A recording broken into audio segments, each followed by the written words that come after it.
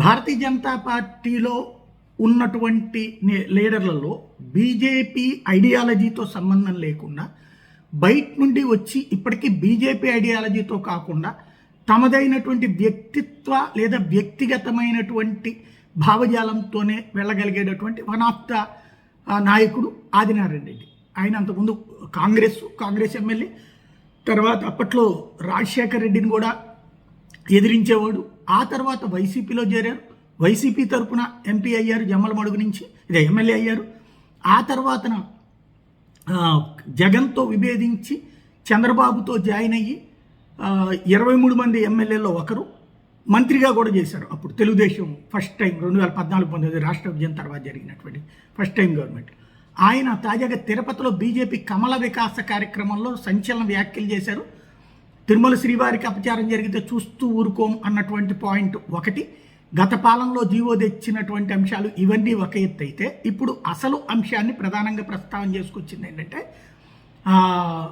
ఈ అప్పట్లో జరిగినటువంటి పరిణామాలని ఒక ఎత్తు అయితే కమ్మటి పాలన జరుగుతోంది, కమ్మటి పాలన అన్నటువంటి పదం అంటూ 1983లో ఎన్టీ రామారావు తెలుగుదేశం పార్టీ పెట్టినటువంటి సందర్భంలో అప్పుడు కమ్మ సామాజిక వర్గం ప్రాధాన్యం వహిస్తోందంటూ గజ్జల మల్లారెడ్డి చేసింది కమ్మటి పాలన ఉంది, పాలన ప్రభుత్వం ఇంకా కమ్మగానే ఉందని అప్పుడు ఆయన వ్యాఖ్యానించారు. ఇప్పుడు అదే నిజమవుతోంది. 1983లో జరిగిన ఆయన మాట్లాడినటువంటి మాటే ఇప్పుడు నిజమవుతోంది. పనిచేసే వాళ్ళందరికీ ఇవ్వాలి అవకాశాలు, అంతే తప్పించి కుల ప్రాతిపదికన కాదు అన్నటువంటి వ్యాఖ్య చేసుకొచ్చారు. పాలన కమ్మగా ఉందంటే అందరికీ అర్థమైపోయి ఉంటుంది అన్నటువంటి వ్యాఖ్య చేయడం అన్నటువంటి సంచలనం సృష్టించింది. గట్టిగా పనిచేసే వాళ్ళకి పదవులు దక్కాలి అంటూ ఆదినారాయణ రెడ్డి వ్యాఖ్యానించారు.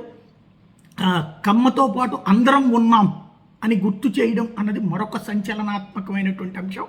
కులాలకు సంబంధం లేకుండా అందరికీ సమానంగా చూడాలి అన్నటువంటి వ్యాఖ్యలు చేశారు. కూటమిలో బీజేపీ లేకపోతే రాష్ట్రంలో టీడీపీ జనసేనే లేదు అన్నటువంటి మరొక కీలకమైనటువంటి వ్యాఖ్య కూడా చేశారు. కూటమిలో బీజేపీనే ప్రధానం, ఆ తర్వాతే జనసేన తెలుగుదేశం పార్టీ అన్నటువంటి పాయింట్ ఆయన చేసినటువంటి వ్యాఖ్యలు సంచలనం సృష్టిస్తున్నాయి. వాస్తవంగా అంటే ఒక అసంతృప్తి ఉంది బీజేపీలో కూడా అన్నటువంటి వ్యాఖ్యలు నడుస్తున్నాయి. అయితే ఇక్కడ అసలు పాయింట్ ఏంటయ్యా అంటే ఇది కమ్మ సామాజిక వర్గమే చాలా ఫీల్ అవుతున్నారు. వాళ్ళకి లేక అవకాశం వస్తే 5 ఏళ్ల తర్వాతన తమ వాళ్ళకి ఎక్కువ పదవులు రాలేదు, అటు జనసేన వాళ్ళకి డిస్ట్రిబ్యూట్ చేయాల్సి వస్తుంది, బీజేపీ వాళ్ళకి డిస్ట్రిబ్యూట్ చేయాల్సి వస్తుంది, తమ ఎమ్మెల్యేలు అనేక మంది త్యాగం చేయాల్సి వచ్చింది, అనేక మంది కార్యకర్తలు త్యాగం చేయాల్సి వచ్చింది, నాయకులు త్యాగం చేయాల్సి వచ్చింది అన్నటువంటిది వాళ్ళు ఫీల్ అవుతున్నారు. కాబట్టి ఈయన వ్యాఖ్యలు ఇంపాక్ట్ పార్టీ ఏది కూటమిలో ఉన్నటువంటి అసంతృప్తిని తెలియజేస్తుంది. అదే సందర్భంలో కమ్మ సామాజిక వర్గానికి ఎక్కువ పదవులు వచ్చినాయని కమ్మ సామాజిక వర్గం కూడా ఫీల్ అవ్వట్లేదు. అది మెయిన్ పాయింట్ ఇక్కడ.